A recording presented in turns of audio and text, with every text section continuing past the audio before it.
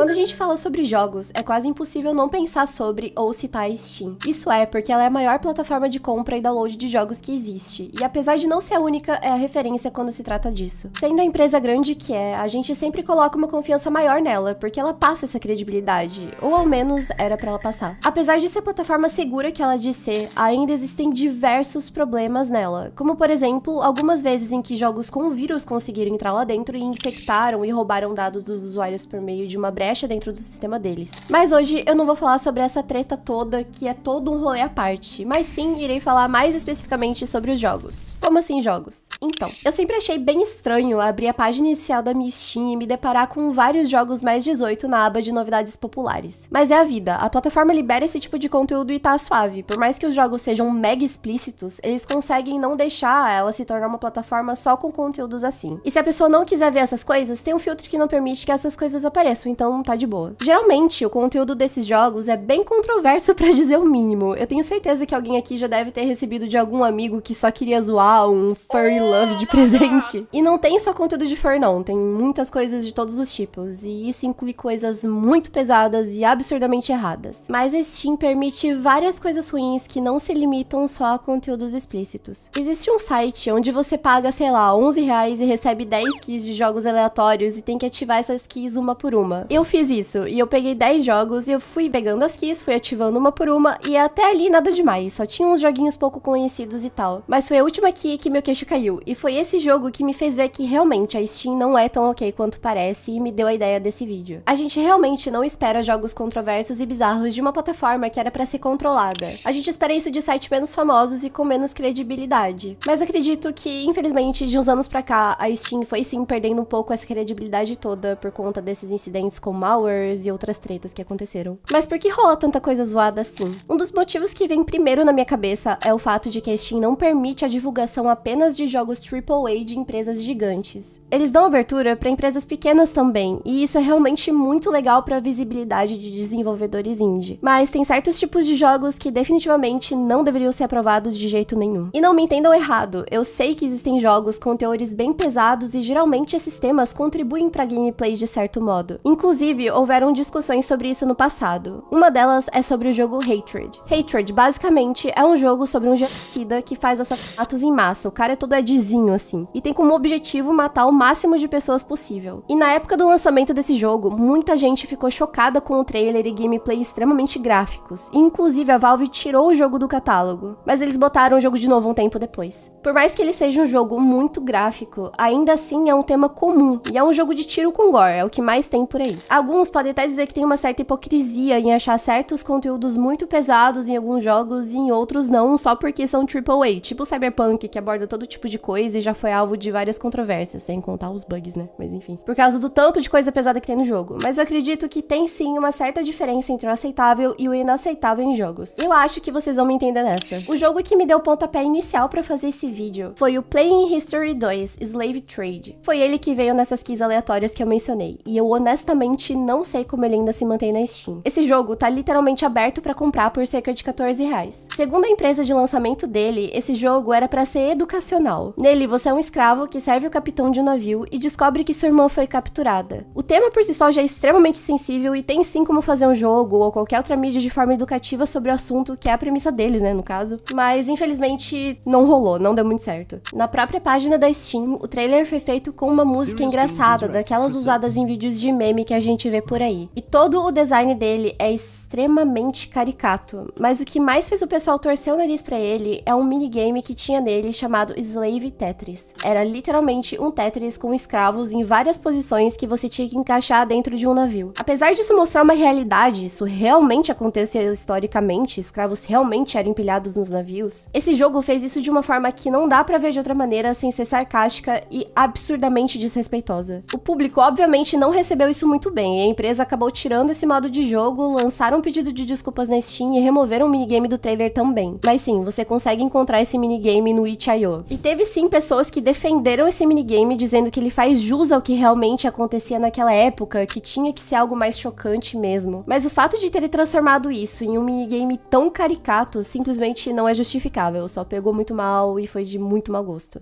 Outro jogo que eu não poderia deixar de falar aqui não é um jogo com tema bizarro ou desrespeitoso. Mas foi muito controverso por muito tempo. Esse tipo de jogo pega muito mal. Ainda mais se tratando de um jogo que tá dentro da Steam. E esse jogo foi o jogo da banana. Eu não sei se vocês lembram. Ele era tipo um clicker, onde você ficava clicando num PNG de uma banana enquanto subia um contador de quantas vezes você clicou. E de 3 em 3 horas você recebia uma banana que ia pro seu inventário. E você podia vender essas bananas por dinheiro real, com uma parte desse dinheiro indo pra Steam e pro desenvolvedor do jogo. E tinha como ganhar muito dinheiro com bananinhas raras que apareciam, mas era muito raro mesmo. Tinha que grindar muito tempo. E esse jogo ficou tão popular na época que ficou em segundo lugar dos mais jogados, perdendo só pro CS2. No início, muita gente dizia que era um scam, mas na verdade não era não. Você não tinha que pagar por nada dentro do jogo e ele era de graça. Ele não tinha nenhum malware e não tinha nada de cripto também. Porém, um dos desenvolvedores era uma empresa que estava envolvida em scams envolvendo Bitcoin com um outro jogo dentro da Steam que foi removido um tempo depois. Só que depois desse bafafá todo, a empresa se desvinculou do jogo. Apesar da popularidade do Banana, muita gente criticou a existência dele, porque ele não é necessariamente um jogo na opinião das pessoas. Ele não devia nem estar na Steam, na verdade, porque ele é só um negócio de farmar dinheiro na vida real. Era basicamente um NFT, você pagava por uma imagem e ganhava dinheiro em cima dela também. O tempo que você ficava nesse jogo grindando era absurdo. E o dinheiro que você ganhava não era nem garantido, então imagina, você ficava horas e horas e horas e horas e horas do seu dia grindando, às vezes dias, semanas, pra basicamente os desenvolvedores do jogo ganharem um dinheiro extremamente fácil enquanto outras pessoas ficavam lá grindando, entendeu? E bom, no início do vídeo eu falei sobre os jogos mais 18 e eu não ia mencionar esse jogo, mas não tinha como eu não mencionar ele. Esse jogo é nada mais, nada menos que No Mercy. No Mercy não é só uma piada muito feia de mau gosto, ou sei lá, um jogo feito pra farmar dinheiro. Ele é só completamente bizarro e errado. Ele é um jogo criado pela empresa Zerat Games, em que a descrição é a seguinte: é um jogo 3D de escolha com um grande foco em chantagem e dominação masculina. Depois da traição da sua madrasta ter acabado com sua família, você assume um novo papel, consertar o que foi quebrado, mas conseguindo ela pra você. Ou seja, sendo mais clara, esse jogo é um jogo de incesto, chantagem e estupro que foi upado na Steam. Você basicamente tinha que chantagear sua madrasta pra ela ter o famoso coito não consensual com você. Simplesmente bizarro. O jogo foi removido das vendas na Steam, mas continua na biblioteca de quem comprou. Eu não sei confirmar se isso é real mesmo, tá? Eu tô me baseando no que eu li. Mas eu acredito que ainda esteja assim, porque quando fui pesquisar sobre esse jogo, a página dele ainda tá disponível na Steam. Você só não pode comprar ele. E o pior ainda é que ele ficou disponível em nada mais nada menos que o itch.io, aquele sitezinho de jogos indie onde a gente geralmente baixa joguinhos de terror. Ele ficou um tempo disponível por lá, inclusive ferindo as próprias diretrizes do site, mas acabou sendo removido de lá depois também. Além disso, existe um site tipo o Patreon, que eu não quero divulgar aqui, em que a empresa criadora desse jogo disponibiliza uma assinatura por um valor X. E se você assina, você recebe uma cópia desse jogo. Eu não faço ideia se isso ainda tá funcionando e eu te aconselho a não procurar também. Quando toda essa treta do jogo começou, o criador deixou uma nota na Steam e outra no site dele, e honestamente é aqui que eu fiquei com uma raiva genuína. A nota do site dele é mais breve, ele basicamente fala que as pessoas não jogaram o jogo realmente e estão falando que não sabem, que esse jogo não é um simulador de estupro. É irônico falar isso quando a imagem que tá ali do lado do texto é de uma mulher chorando com a maquiagem borrada e um cara atrás dela, mas enfim, a nota na Steam é um pouco mais longa. Mas em resumo, é toda uma baboseira dele repetindo que as pessoas não jogaram de fato esse jogo e ele começa a citar tópico por tópico, justificando o conteúdo do jogo, dizendo que aquilo é feito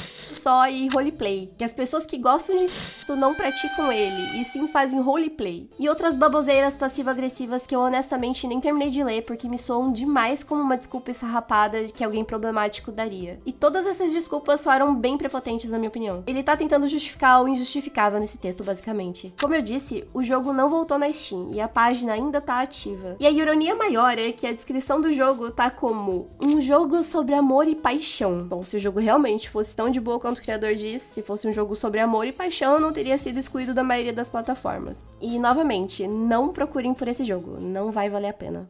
Eu não quero que me entendam errado, eu não tô vindo com um discurso de que jogos não podem ser bizarros, violentos, que você não pode ganhar dinheiro neles ou algo do tipo. Tem vários jogos com teorias assim que são bons, mas uma coisa é você jogar um jogo que tem violência dentro dele, retratando uma vivência de uma forma profunda, sem magoar ou ofender alguém, e outra coisa é você jogar um jogo que é específico pra um tema pesado feito de uma forma a agradar quem curte aquele tipo de coisa errada, tipo No Mercy, ou que aborda temas sensíveis de forma desrespeitosa. A arte, ela choca, ela é feita pra ser chocante, não discriminatória, criminosa ou aproveitadora. A Steam faz o que pode pra remover esse tipo de conteúdo ruim, mas definitivamente deveriam avaliar melhor o tipo de jogo que eles postam. Devia sim ter uma segurança melhor e filtros melhores também, porque sinceramente meu medo é de que os jogos assim tomem a Steam e ela deixe de ser o que ela é atualmente. Bom, é isso. Eu agradeço demais os 23 mil inscritos. Muito obrigada pelo apoio, de verdade. E por favor, enviem ideias de vídeos aqui nos comentários. Eu tô sedenta. Espero muito que vocês tenham gostado do vídeo. Muito obrigada por assistirem até aqui. Eu sou a Yudo Dissonância e tchau!